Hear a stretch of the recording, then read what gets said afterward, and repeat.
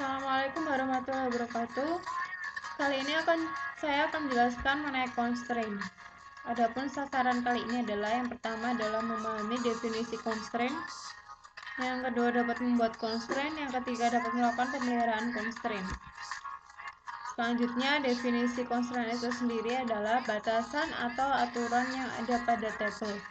Constraint mencegah penghapusan data dari suatu tabel yang mempunyai keterkaitan dengan tabel yang lain. Misal terdapat keterkaitan antara tabel departemen dengan tabel pegawai, di mana pada tabel pegawai penyimpanan informasi kolom nomor departemen yang juga terdapat pada tabel departemen. Jika baris dengan nomor departemen 10 akan dihapus dari tabel departemen, sedangkan terdapat data pegawai yang bekerja pada departemen tersebut, maka dengan adanya constraint antara dua tabel, penghapusan tersebut tidak bisa dilakukan. Selanjutnya adalah Oracle menyediakan beberapa tipe constraint berikut. Yang pertama adalah not null, unique primary, primary key, foreign key, dan check. Sintak penulisan constraint itu sendiri adalah sebagai berikut. Perhatikan baik-baik. Ini adalah contoh penulisan constraint di bawahnya. Silahkan dicoba kalau perlu. Selanjutnya kita akan menjelaskan mengenai constraint not null. Yang not null constraint tidak ada baris yang berisi nilai 0 untuk kolom last name. Di sini juga untuk headed adalah not null karena tidak ada baris yang bernilai kosong. Tidak ada not null constraint. Terdapat baris yang berisi nilai 0 untuk kolom departemen ID. Contoh penggunaan constraint not null. Ini diberi nama sistemnya, juga diberi nama user. Constraint unique. Ini adalah contohnya adalah seperti ini. Yang satu itu tidak diperbolehkan karena sudah ada. Jadi yang kedua ini tidak diperbolehkan karena sudah ada. Selanjutnya constraint unique. Ini adalah contohnya. Jika perlu silakan Anda lakukan percobaan sendiri. Ketikkan seperti ini adalah PLSQL-nya. Selanjutnya adalah constraint primary key. Contoh penggunaan constraint primary key adalah sebagai berikut. Jika perlu silakan Anda coba sendiri. Constraint primary key. Ini adalah primary key-nya departemen ID. Tidak diperbolehkan adanya null value. Tidak diperbolehkan nilai start 50 karena sudah ada.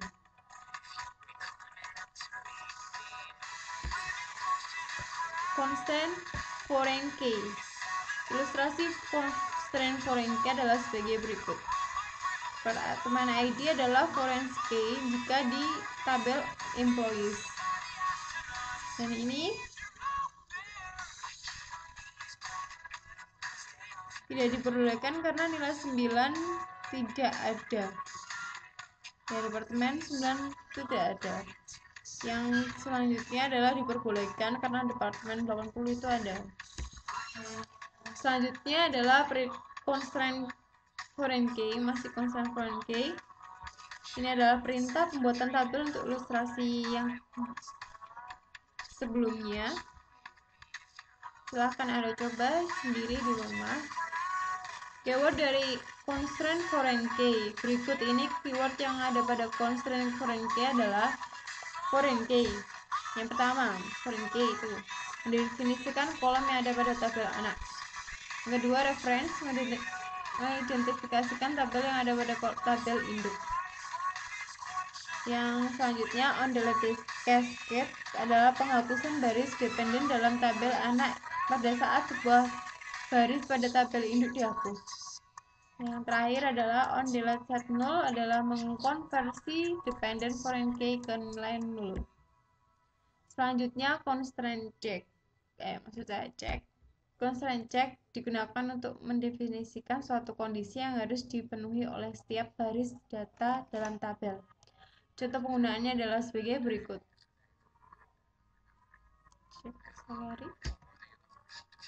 Menambahkan suatu constraint. Untuk menambahkan suatu constraint digunakan perintah alter table.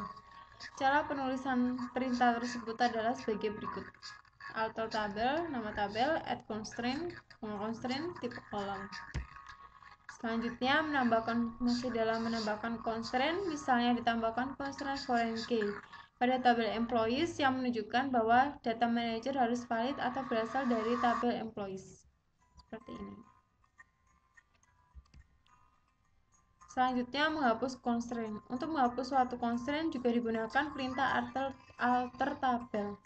Cara penulisannya adalah sama, tapi kita menggunakan di sini adalah menggunakan drop constraint, nama constraint dan tipe kolom. Ya, drop ini adalah perintah untuk menghapus constraint tersebut. Untuk menghapus constraint manager dari tabel employees, seperti ini contohnya. Selanjutnya, untuk menghapus constraint primary key pada tabel departemen dan menghapus asosiasi constraint foreign key pada kolom employee department ID. Selanjutnya, mendisable constraint. Untuk menonaktifkan constraint digunakan klausa disable. Pilihan cascade digunakan untuk mendisable dependent integrity constraint maksudnya. Seperti ini. Selanjutnya, untuk menambah constraint itu sendiri adalah caranya seperti berikut. Cascading constraint. Klausa cascade constraint digunakan dengan klausa drop column. Klausa cascade constraints menghapus semua referensial integrity constraints dan yang merefer ke primary dan unique key yang didefinisikan pada kolom yang dihapus. Seperti ini contohnya. Selanjutnya, menampilkan constraint, kita menggunakan perintah select from where. From ini kita perhatikan ya, user constraint. Maka akan muncul constraint-constraint yang sudah kita buat. Selanjutnya, menampilkan kolom yang berasosiasi dengan suatu constraint. Kita gunakan ini from const column. Maka akan muncul kolom name juga constraint-nya. Ini adalah latihan soal, tambahkan level primary key constraint pada tabel EMP pada kolom ID. Constraint diberi nama myEMP_ID. Silahkan coba sendiri ya latihan-latihan soalnya. Latihan soal kedua, latihan soal yang ketiga, latihan soal yang keempat, latihan soal kelima, user object.